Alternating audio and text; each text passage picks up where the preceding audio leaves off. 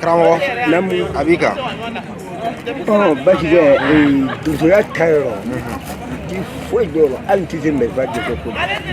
ko nana ko comme ni nana ko comme ni ka ko mago ndi de pe bo Dosoya kan gagner do wala ko mais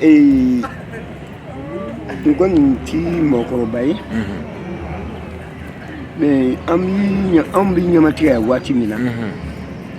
ye ko kitab ya fam aku kitab parce que on nga adama dia keda bulu la senela adam ci do ko ngam ala bi kon sene damna mama koronti tandu bi kon tandu kana buro kana ken mo galu wulu fonga na yele don bondo bulo keme flani bidu no je kunte ngon ta ken kuma na yi cike ambulula nan yi cike ambulula na amana nyo koroshana ambita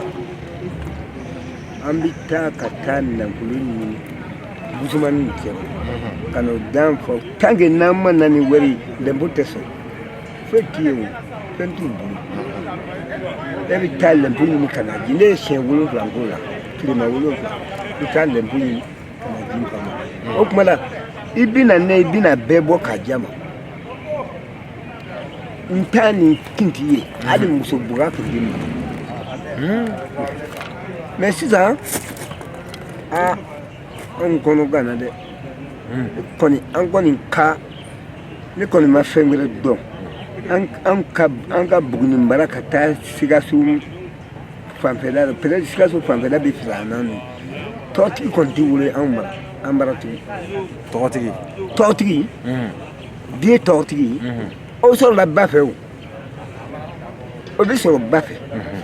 toti mbola toti ya so la bafe che bati gani manje falani e wa to so tuji etika kun manki bala e wa to e o de wa to so ha e ma foko kele imusuma we ka kenni ke bane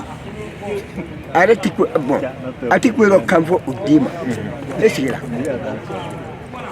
sala ubita nan fulo nyini dole ma kele awunu babadu anyana ya ye nugo kun kan biki mo no ni santikili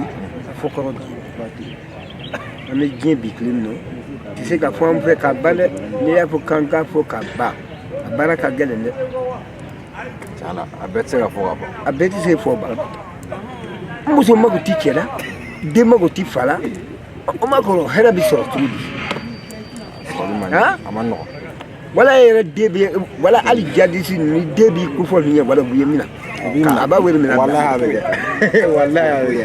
abege o ma fo jena tigani akugele yala de parce que an gon miki ak mona an kuma jini ka jam fo mo ibita ne sa ngolon fla bita le mena ya di infama dole kele titu ibe tuti ima ki tatu be dinti si to be ke voilà ala sa inchallah ça va bien merci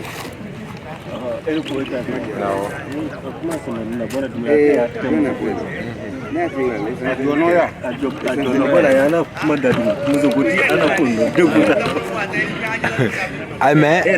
mi a tora abiga ko